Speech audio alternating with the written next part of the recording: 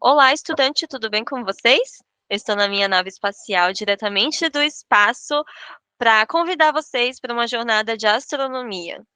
E o que é astronomia? Astronomia é a ciência dos astros. E por que estamos aqui? A gente está aqui porque tem uma prova, a Olimpíada Brasileira de Astronomia, e tem de astronáutica também, que é muito importante para o desenvolvimento da curiosidade e não só de medir o conhecimento dos alunos, obviamente, né? De conhecimento em astronomia e astronáutica. Geralmente, esse conhecimento, que é básico, se torna crucial para o desenvolvimento de um cientista no futuro e de um astronauta. E quem sabe você não pode ser um astronauta ou um cientista brasileiro no futuro, não é? Porque todo mundo aqui tem sonhos e todo mundo pode conseguir, de alguma forma, alcançar os seus sonhos. E a gente está aqui para ajudar. E a OBA, ou a OBA, como a gente fala, ela é muito importante para o desenvolvimento do aluno. E uma das coisas mais importantes disso tudo é que ela vai ficar marcada para sempre no seu currículo. Então, se você tiver essa prova e o certificado que você participou, significa que você é um aluno muito aplicado, uma pessoa muito inteligente, muito interessada, e é por isso que a gente está aqui incentivando os alunos de várias escolas do Brasil a realizar a OBA, ou a OBA. Então, o intuito de fazer a astronomia ser uma ciência mais acessível a todos, né? Não só a pessoas que estão morando em outros países, como Estados Unidos, né? Europa, os países da Europa, né? E sim do Brasil, é importante porque a ciência ela precisa ser parte do mundo todo. Então, você que mora no interior do Nordeste, por exemplo, pode ser um cientista. Todo mundo pode. Contanto que você tenha as oportunidades ideais para chegar até lá. E essa é uma forma da gente tentar fazer isso acontecer. Então, eu espero que vocês gostem do curso e que a gente possa caminhar juntos e, com muita alegria, iniciar o nosso curso de astronomia básica, só para fazer a prova, né, da OVA. Em primeiro momento, queria só explicar o que é astronomia, tá bom? Porque a astronomia é uma ciência extremamente dita como complexa, e ela realmente é bem complexa, no caso difícil, mas não significa que ela é impossível. É uma ciência que pode ser aplicada para todo mundo, contanto que você tenha interesse, porque qualquer ciência no mundo você precisa de interesse. A astronomia, basicamente, é a ciência dos astros. A ciência dos astros, ela é basicamente estudar o que é o Sol, o que é o universo, o sistema solar, a Terra orbitando o Sol e todas as outras coisas que existem no espaço e a gente nem ao menos sabe. Por exemplo, atrás aqui de mim está Júpiter. E Júpiter é um planeta do sistema solar que é enorme e assim, muitas pessoas nem ao menos já ouviram falar. E a astronomia, basicamente, é para entender pelo menos o que nós somos e, quem sabe, entender para onde nós vamos, porque nós estamos no universo. Muitas pessoas, elas podem acreditar ou não, mas existe realmente um universo expandindo e ele existe há mais de 14 bilhões de anos. Então, assim, quanta história não tem por trás? E quantas histórias terão pela frente? Basicamente é isso. Então, a importância do universo para a Terra, que é assim, basicamente, um universo extremamente grande, gigantesco, que a gente não tem nem ideia de início e fim direito. Qual que é a importância disso para a Terra, que é nós? Nós somos muito pequenos perto disso tudo, mas qual que é a importância?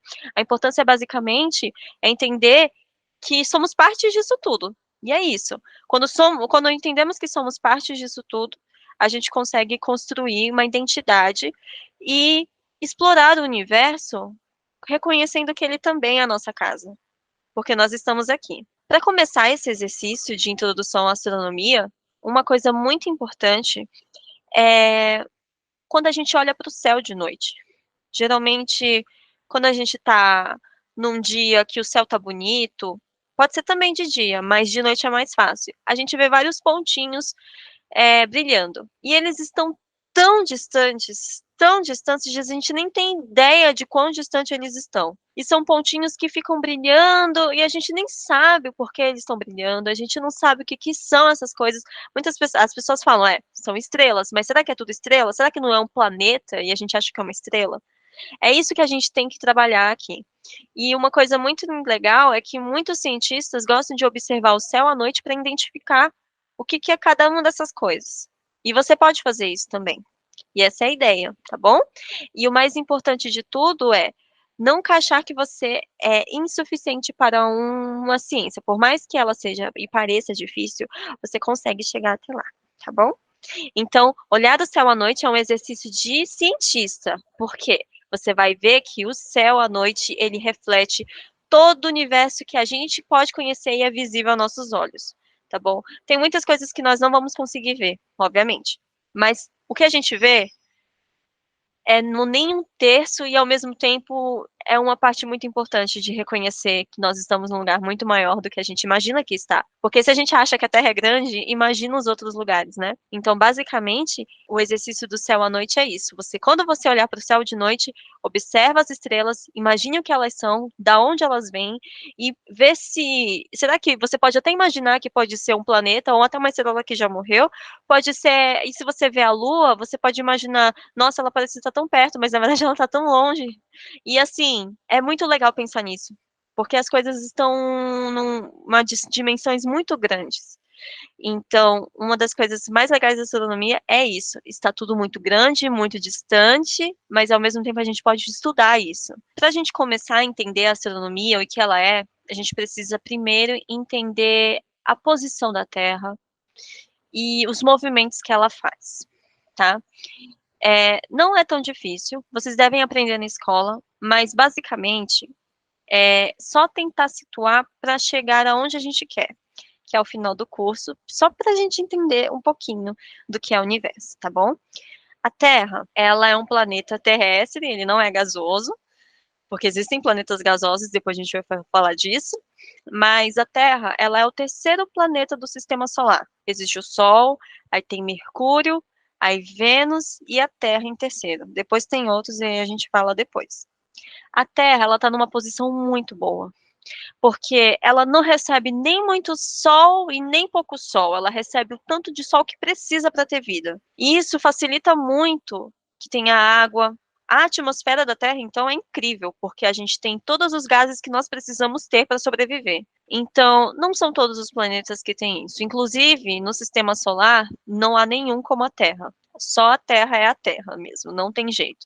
Se a gente quiser procurar um outro lugar para nós morarmos, não vai ser no sistema solar. Apesar de ter expedições, as ideias de colonizar Marte, mas é de uma forma diferente do que seria na Terra. A gente respira aqui, o ar, tem tudo que o planeta dá pra gente. Em Marte seria outra coisa, né? Aqui na Terra, é muito importante entender que ela tem um posicionamento. Em termos gerais, a Terra não é plana, ela é redonda. Por que que ela não é plana? O fato da Terra ser redonda explica tudo o que acontece com a gente. Se fosse plana, nada do que acontece com a gente aconteceria. Não existe como ela ser plana e fazer toda a gravidade que ela faz. Não existe nenhum mecanismo, entendeu? Na astronomia que faz com que um planeta seja plano, ele consiga fazer esse movimento de rotação sem ser. Enfim, não existe a possibilidade de ser plana, porque a gente tem estações do ano, por exemplo. E as estações do ano, ela partem do pressuposto que a Terra é redonda e ela tá num movimento e ela tá num ângulo. Como que você vai ter um ângulo numa coisa que é assim?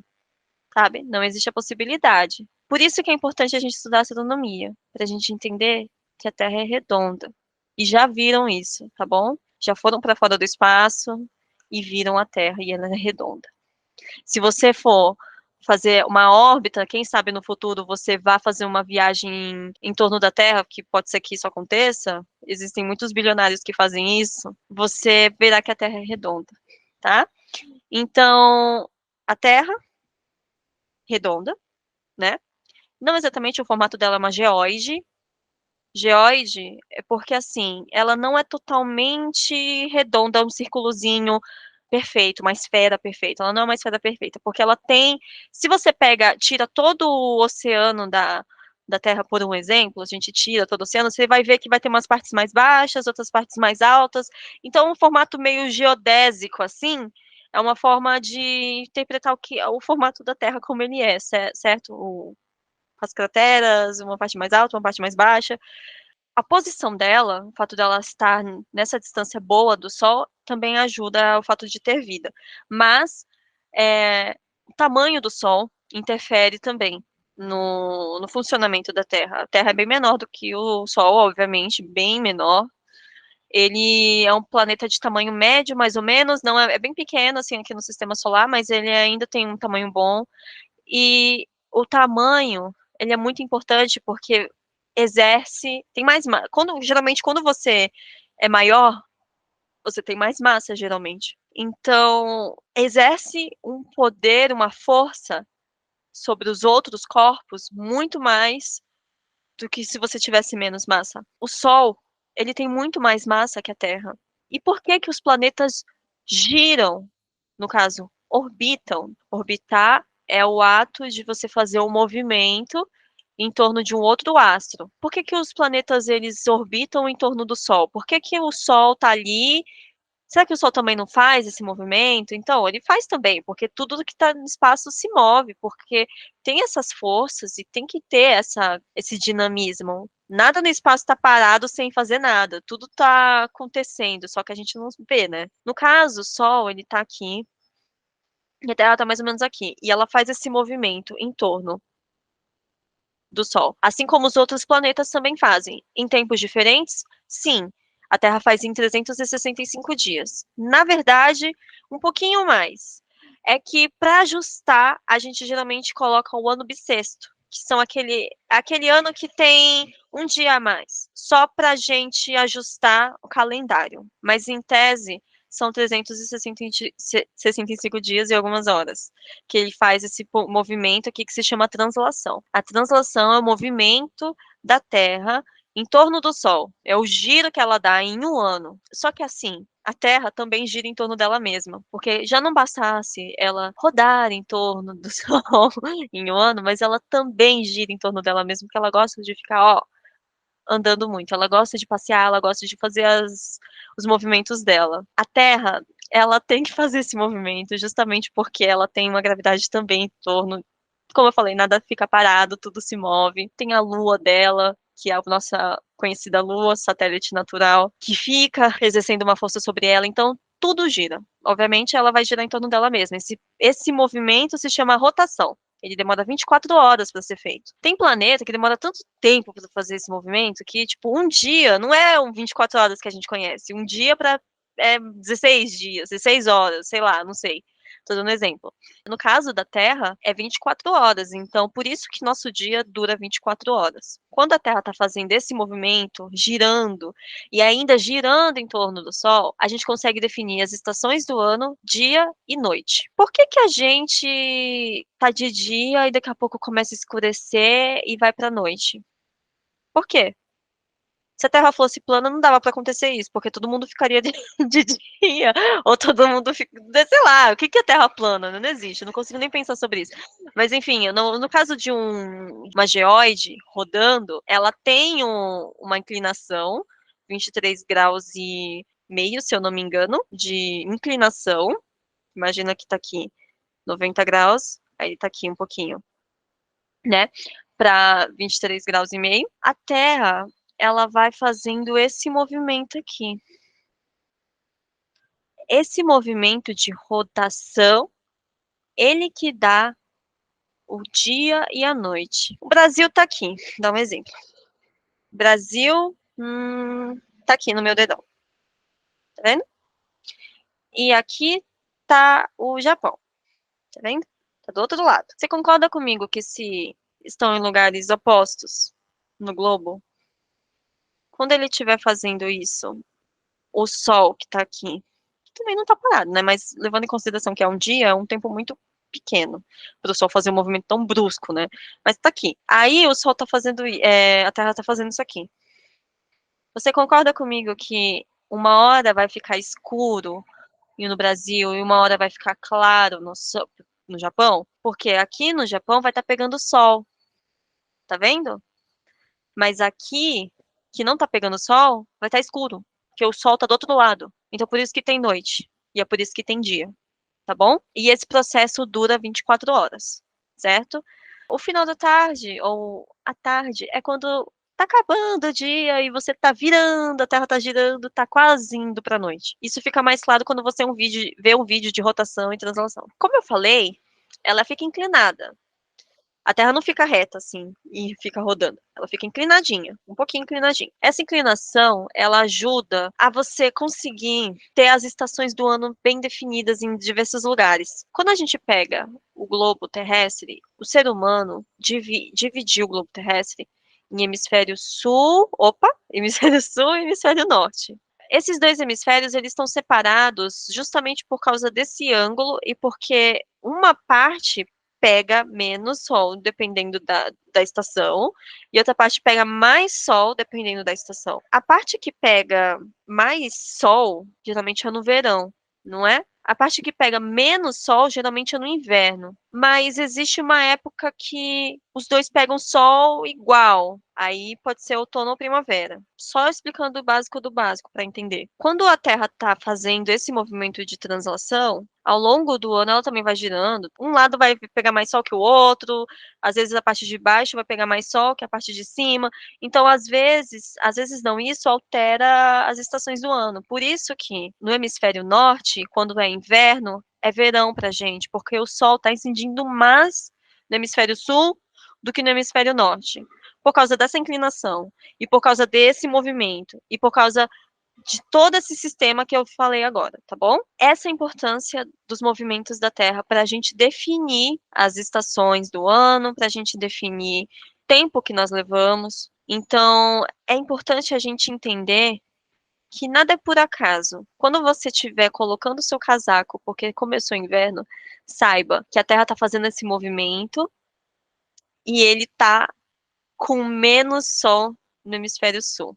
A incidência é bem menor. Isso também vai estar bem explicadinho na apostila, de maneira mais didática. Às vezes, falando fica um pouco mais complicado, não sei, depende muito de que tipo de estudante você é, se você entende mais por leitura ou se você entende mais por vídeo, tá bom? Basicamente, é isso.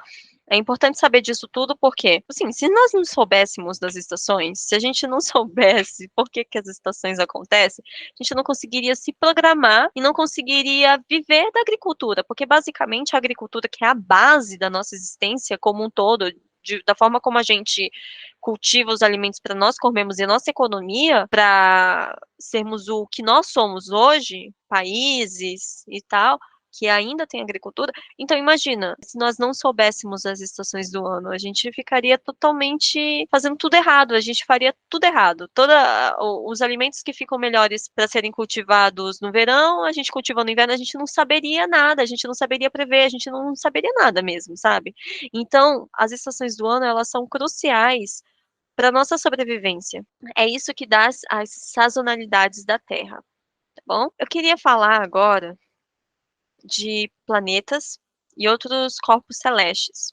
Porque eu falei, né, do sistema solar, eu falei que é Sol, Mercúrio, tá, mas eu queria explicar o que que era isso, né, basicamente. Quem são esses vizinhos que nós temos? A Terra, um planeta terrestre, tem seus primos gasosos que estão ali também girando em torno do Sol. Então a gente vai enumerá-los, tá bom? O mais importante é entender basicamente quem eles são. O primeiro de todos é Mercúrio. Mercúrio é um planeta meio não, um pouco pequeno. Ele é terrestre também. Ele é vermelhinho e ele tá muito próximo do Sol. Muito. Ele não tem atmosfera, ele não tem isso que a gente tem. Ele não tem oxigênio, ele não tem árvore, ele não tem absolutamente nenhuma vida.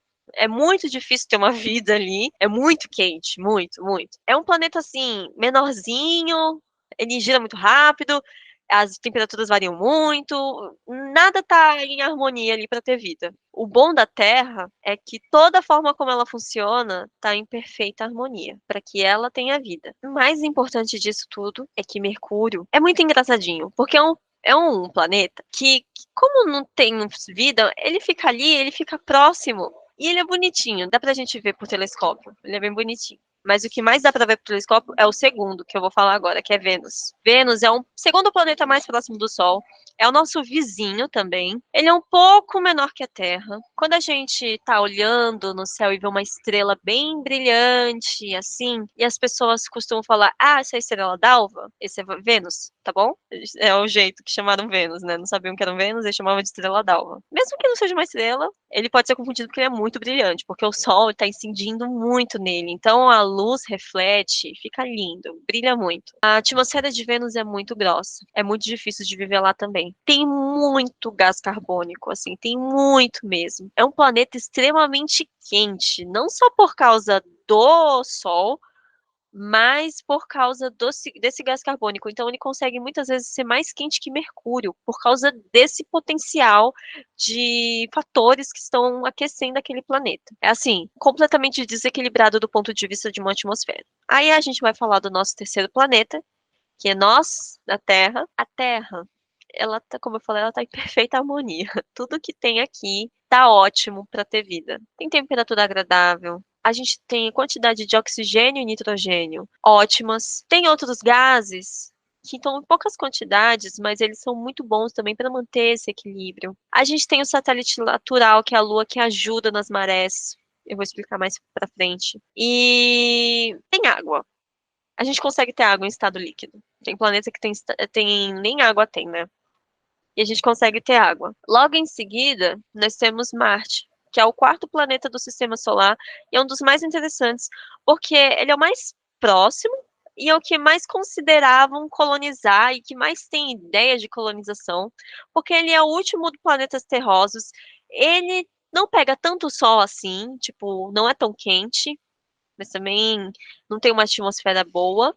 Não tem índice de vida lá. Muitas pessoas vivem falando que pode ser que tenha, mas é muito pouco provável que tenha vida. É um planeta que tem indícios de ter tido água congelada no passado. Então pode ser que aquele planeta, Marte, tenha sido parecido com a Terra no passado. Quem sabe? A gente não tem ideia como podemos afirmar, mas é uma teoria de que Marte tenha sido o que a Terra é hoje, sabe? Ele é bem avermelhado, mas ele é avermelhado não de graça, ele é avermelhado porque o solo, não posso dizer solo exatamente, mas o solo de Marte, ele é cheio de ferro. E ferro, ele tem essa cor, né? Avermelhada desse jeito. Então a gente não sabe se pode ser habitável algum dia ou não, mas a Terra é bem próxima dele e é um dos caminhos assim que a humanidade vê de colonizar outro planeta.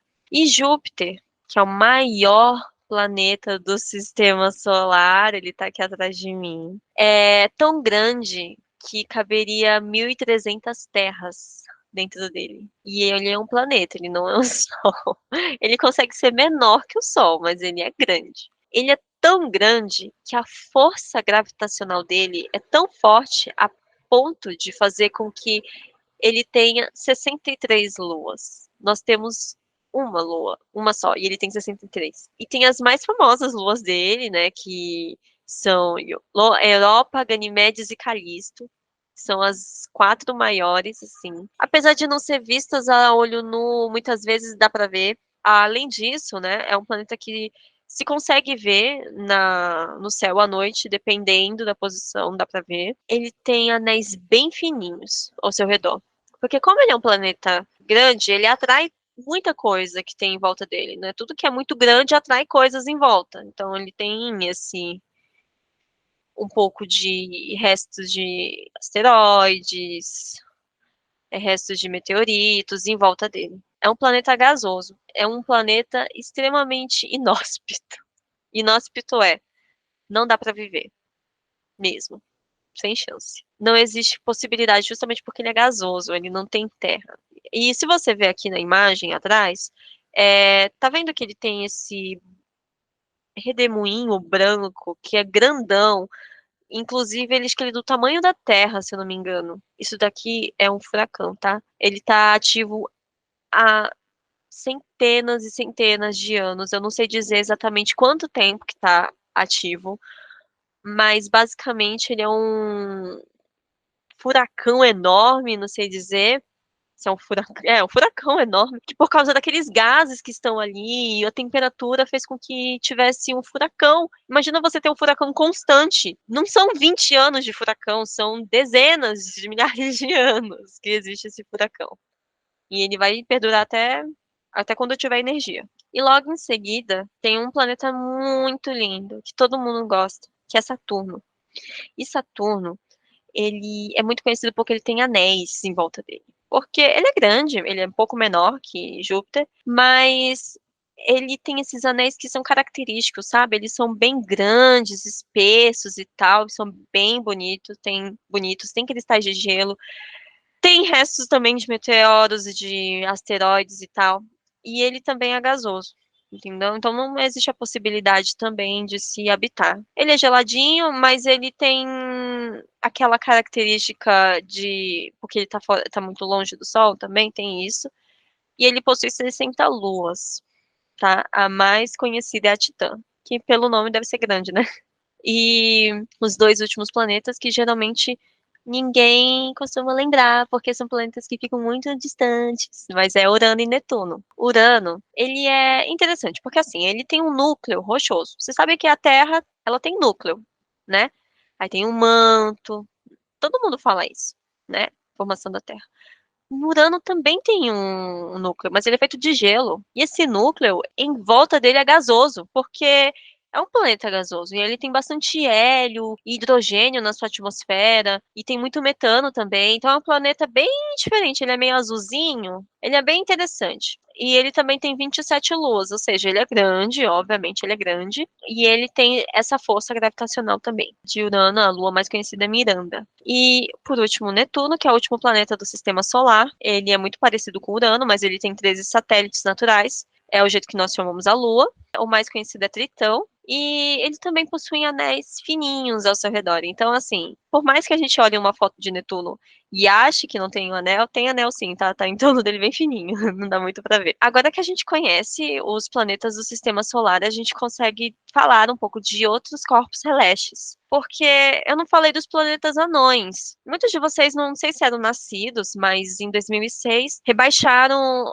Plutão. O Plutão era um planeta bem pequeno que tinha no sistema solar. Ele ficava depois de Netuno e ele era planeta, mas como ele era muito pequeno, ele não tinha muitas características do que se considera planeta, ele foi classificado como planeta não. E ele foi rebaixado dessa condição, ele não se conta como se ele fizesse parte do sistema solar, apesar do sistema solar ser tão grande, com tantos outros corpos celestes, mas Plutão ele já não é considerado parte do oficial que se é ensinado nas escolas, né? Tem Eris também, que é um outro planeta não super bonito, e eu acho esse nome muito bonitinho. Aí tem outros corpos celestes, que são os asteroides, que são bem pequenos em comparação aos planetas. Eles podem ser rochosos, sim. Eles são parte do cinturão de asteroides que tem entre Júpiter e Marte. É uma região aqui do Sistema Solar que é cheio de asteroides. É tipo um cinturão mesmo, literalmente, que está dividindo esses dois planetas, assim. Então, geralmente é de lá, os asteroides que tem no nosso Sistema Solar. Mas são corpos que ficam vagando pelo sistema, né? E dependendo, eles podem se chocar com outros planetas. Geralmente já aconteceu isso no passado, já aconteceu na Lua, enfim, existem muitas possibilidades. O asteroide ele pode vir a se chocar assim, dependendo de quão perto ele está. E tem os cometas. Os cometas, eles são muito bonitos, assim. Eles são redondos e têm uma cauda. Por quê? Eles também orbitam em torno do Sol, mas é diferente. Eles não fazem aquele esqueminha de uma trajetória elíptica, né? Geralmente a gente chama assim, que é a trajetória de um planeta em torno do Sol. A da Terra é elíptica, se eu não me engano. Então, o cometa ele não tem essa trajetória certinha, né? Ele demora às vezes milhares de anos, assim, demora muito tempo para terminar uma volta. Eles têm raios, raios é o que é essa distância tem o diâmetro, né? Do cometa, e o raio seria metade desse diâmetro. O diâmetro é o total do círculo, vamos falar assim. O raio seria metade. Esse raio dele, que já é a metade, ele é muito grande. Então, são corpos grandes. São interessantes e são grandes, né? Eles são feitos de gelo e grãos de poeira, o núcleo deles, né? Que tem esse núcleo, porque esse redondo aqui é o núcleo, a cauda é outra parte. Aí a cauda é essa movimentação, de tanto eles fazerem essa movimentação em torno da estrela, tem esse resto aqui que fica, geralmente é o resto do gelo, do que tem no núcleo. E por fim, os meteoros e os meteoritos e os meteoroides têm uma diferença assim. Os meteoroides são os pequenos asteroides que eles se movimentam pelo espaço. Mas quando eles estão na órbita da Terra, por exemplo, quando ele está aqui em qualquer lugar, meteoroide.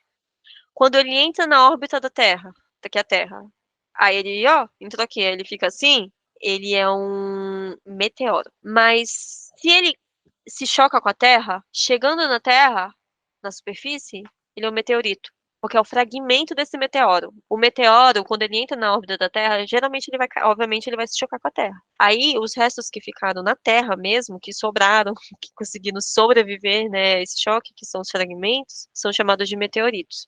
Tá bom? E como eu falei, é muito importante para a astronomia entender todos esses componentes, para identificar o que que é planeta, o que que é estrela, sabe? Porque se você não souber, não existe a possibilidade de se estudar nada se você não sabe o que é aquilo. Identificação é a primeira coisa que você tem que fazer. Identificar o que é o objeto, depois estudá-lo, certo?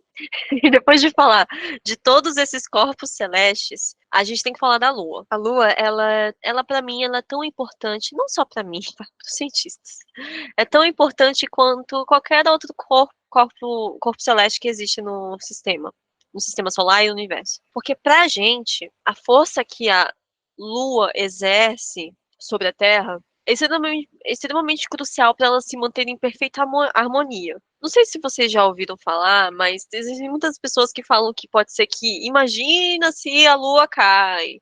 Isso não vai acontecer, tá, gente? Porque a Lua e a Terra, elas, como eu falei, estão em perfeita harmonia. Tipo, a gravidade das duas se complementa ao ponto de, tipo, uma não vai cair, entendeu? Elas estão se segurando. É a mágica da ciência.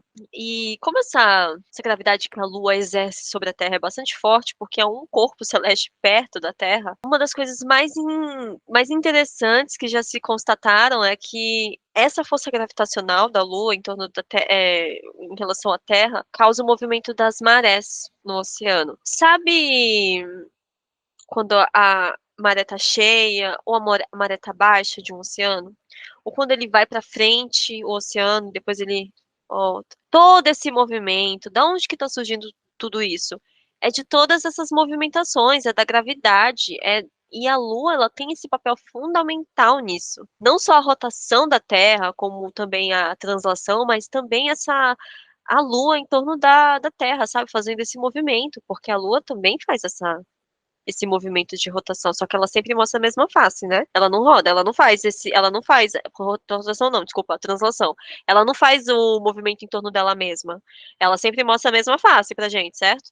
Tanto que todo mundo vive falando que tem o lado oculto da Lua, né? Que ninguém sabe o que tem do outro lado.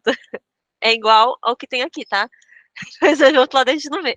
Enfim, só que aqui ele fica fazendo esse movimento em torno da Terra. Já que ele faz um movimento e já que a Terra muitas vezes nem sempre vai estar não vai estar né, na posição ideal assim, reta, que no caso seria ideal reta, a gente tem as fases da Lua, que seriam as quatro mais importantes, né? Tem a crescente, a minguante, a cheia e a nova, né? Essas fases, elas basicamente traduzem todo esse jogo de luzes e, né, translação em torno da Terra, e esse movimento da Terra tá mais inclinada. Ela não é brilhante naturalmente também, tá? Toda a luz que ela tem é refletida, é do Sol que reflete nela. Então, quando vem para nós, assim, é o que a gente tá vendo da luz do Sol, tá? Ela não tem luz própria. O único corpo celeste, posso dizer assim, que tem luz própria é uma estrela, tá? A Lua não tem, a Terra não tem, é a estrela que tem. O mais interessante é que ela tem várias fases, mas essas quatro mais importantes, elas definem muitas coisas para os seres humanos, assim. Geralmente, quando o ser humano vê uma lua cheia, ele já começa a inventar história de que tem não sei o que do lobisomem, nananã. Só que é só a lua cheia, sabe? É só a lua totalmente preenchida pela luz ali. Aí tem momentos que a Lua tá fazendo o seu movimento de translação, né, em torno da Terra, que ela vai aparecer minguante, que é só um tracinho. Aí depois ela vai aparecer um pouco mais cheia, que é quarto minguante. Aí depois ela vai aparecer gibosa minguante, que é tipo, tá quase cheia. Aí depois ela vai pra cheia. Aí depois ela vai começando a se apagar. Aí uma parte dela tá sem luz, né? E a outra parte tá com luz, assim, sendo incidida sobre ela. E aí a gibosa é crescente. Aí depois é a quarta crescente, como eu falei, né? Uma parte, mas menor, tá com a luz incidindo. Aí depois ela tá com um fiozinho incidindo, aí é a crescente. Aí quando não tá incidindo nada sobre ela, é a lua nova. Então, esse jogo de luz, ele define as fases da lua. E tem esse ciclo que acontece todo mês. Sempre vai acontecer, tá bom? Uma coisa muito importante que eu acho que deve ser feita é, quando você estiver olhando para o céu de noite, você vê a lua, tenta identificar qual que é a fase que ela tá. Porque é um exercício legal, assim, tipo, vou treinar o que a Luísa disse. Vou ver o que que é isso, a fase da lua, né? Outra coisa muito importante que eu queria falar são as estrelas. A estrela que a gente mais conhece é o Sol. Mas existem outras estrelas também, muito maiores que o Sol. Às vezes existem estrelas menores que o Sol, e elas têm as fases delas também, tem o ciclo da vida de uma estrela, né? Nem tudo é só naquele momento que ela tá ali brilhando maravilhosamente, né? Às vezes ela tá morrendo. Falando do Sol, como ele é fundamental para nossa vida na Terra, né? Porque como uma estrela, ela tem luz e ela emite energia, ela também faz com que nós recebamos essa energia. Então, a energia do Sol é crucial para mantermos nossa vida como seres humanos também. Não é só receber a vitamina D e tudo que a gente vai receber de bom do Sol, sabe? Isso que é interessante, é uma energia que nós também absorvemos e nós conseguimos viver com ela. E isso é muito interessante, porque é um corpo celeste que está no universo e ele passa tudo isso pra gente. Mas o que são as estrelas, né? Assim como o Sol, como eu falei, elas, de maneira geral, elas são esferas, né? Geralmente são esferas, assim. Elas são compostas por hélio e hidrogênio, e elas são geralmente classificadas de acordo com o tamanho, as cores e a luminosidade dela. Como eu tinha falado, existem estrelas supergigantes com bastante luminosidade, assim como existem estrelas que são denominadas as anãs brancas, que elas não possuem mais nenhuma luminosidade e são pequenas, elas já estão, ó, no final da vida. O Sol, quem sabe, poderá passar por isso. Essa concentração de gás hidrogênio e poeira estelar, com essa massa muito grande em torno dela, faz com que se aglomere, porque como eu falei, tudo que é muito grande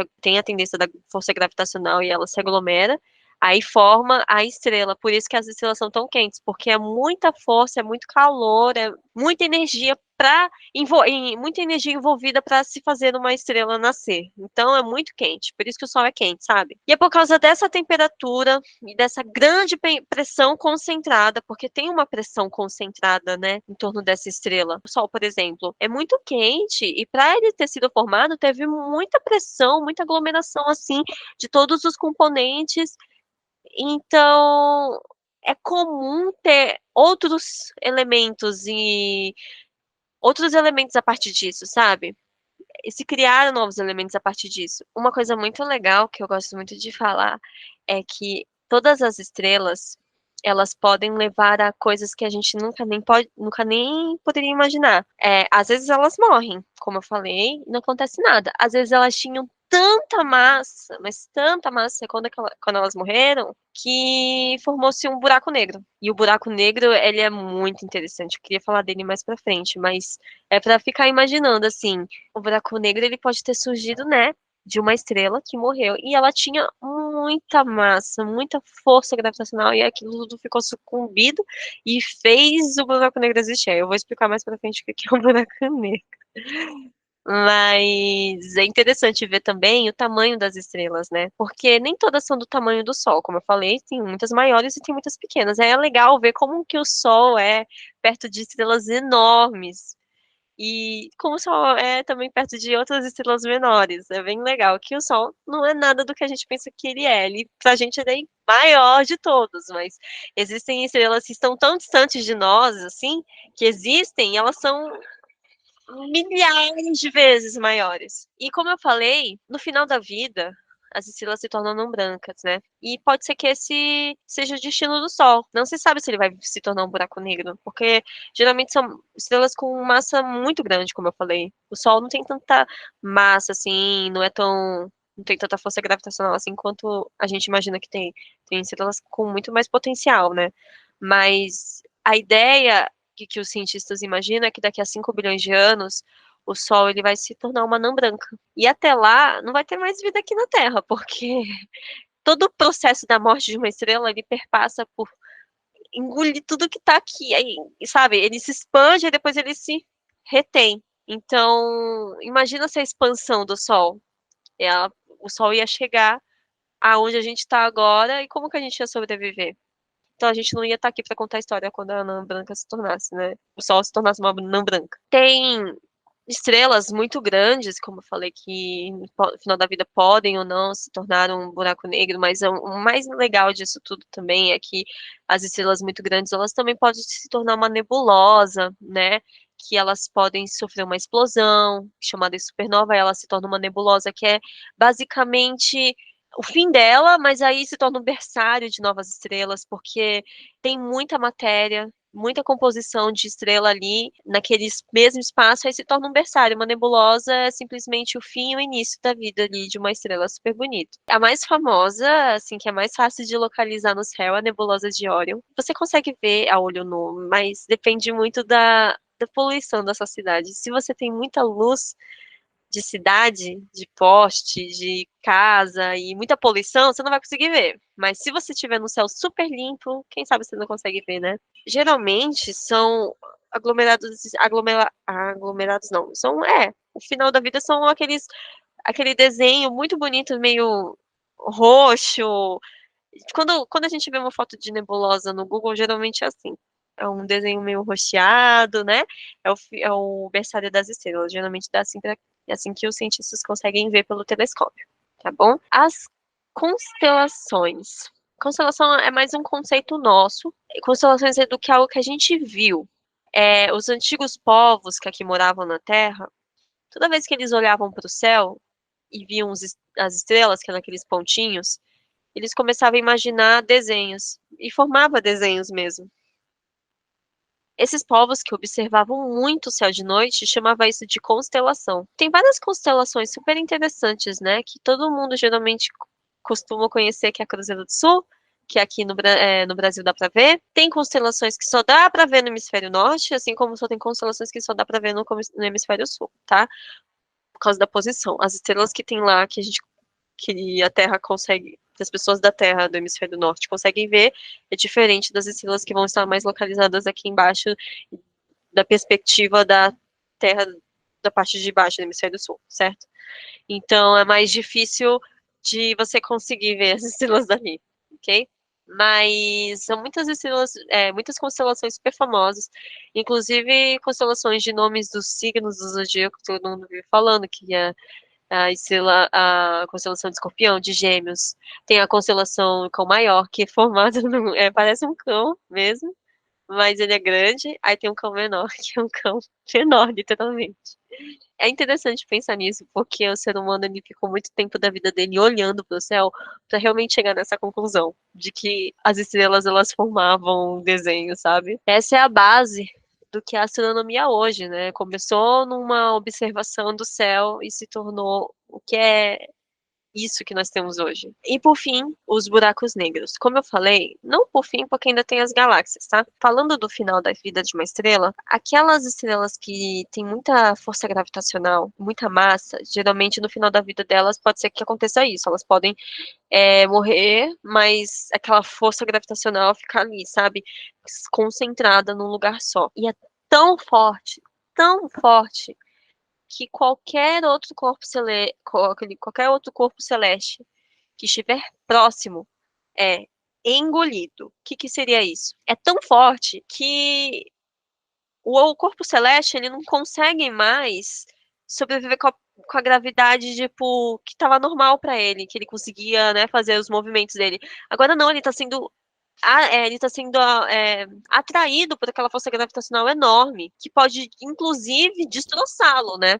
Porque é muito forte. Só que esse processo, ele demora, ele distorce o espaço-tempo. Esse é um conceito que a gente vai ver mais pra frente também. O espaço-tempo, ele tá junto, né? Isso mais pra frente vai ser visto na teoria da relatividade, mas ele tá junto. Agora, imagina um buraco negro, que é uma espécie de um corpo também, no espaço, ele distorce a noção de tempo e a noção de espaço, porque ele distorce o espaço fazendo a gravidade, mas ele também distorce esse tempo porque às vezes ele fica mais demorado do que geralmente é. Então, isso vai ser explicado com mais detalhes na frente, mas a força gravitacional, ela tem muita relação com o tempo. Como o buraco negro, ele é muito tem uma força gravitacional muito forte, o tempo ali é distorcido, porque a velocidade também é distorcida. Então, imagina um objeto, não sei se posso dizer um objeto, mas o buraco negro ali, a gente não sabe o que tem ali dentro, porque é tão forte que é impossível, nem a luz escapa.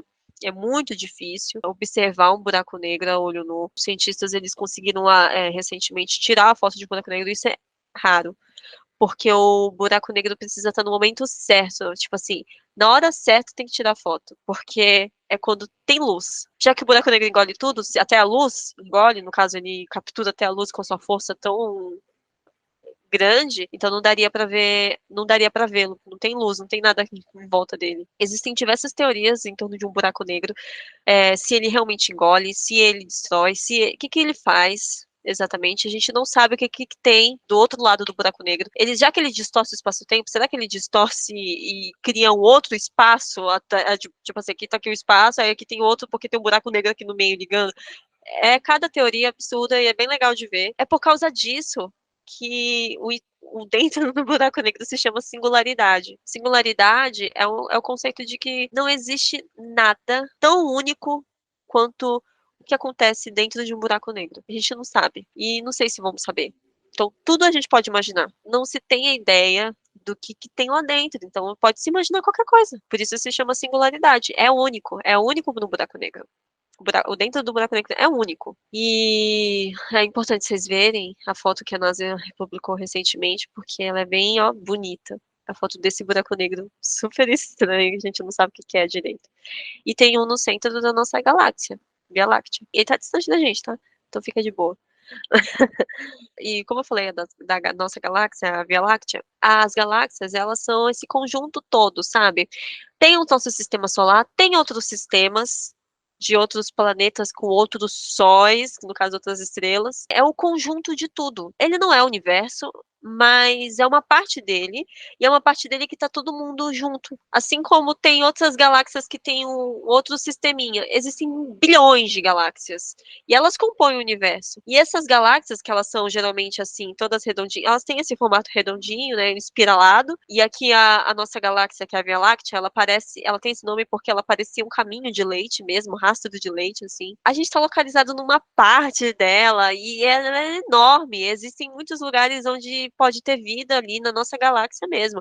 E a distância dela entre o início e o fim, o início e o fim, no caso, a distância, o diâmetro dessa galáxia, ele é tão grande que demora anos, milhares de anos de anos-luz para se né? Para acabar a vida para contar a vida da galáxia, né? Então, é importante a gente entender que dentro desse universo enorme, a gente está dentro de de uma galáxia, de um sistema, sabe? Não tá solto. Tem algo ali que nós estamos dentro. Essa coisa é a galáxia. Tem uma teoria muito interessante que diz que as galáxias podem se fundir se estiverem próximas umas das outras. Não sei se é verdade. Mas existe a teoria, né? E é muito legal pensar em várias teorias. Então, tem a teoria da Andrômeda, que é uma galáxia muito próxima da nossa, e que se poderia vir, quem sabe daqui a milhares de anos, bilhares de anos, poderiam vir a se fundir. Não sei. É legal ficar pensando em várias teorias, porque como a gente não sabe, a gente pode imaginar qualquer coisa. Claro, com a ciência por trás, né?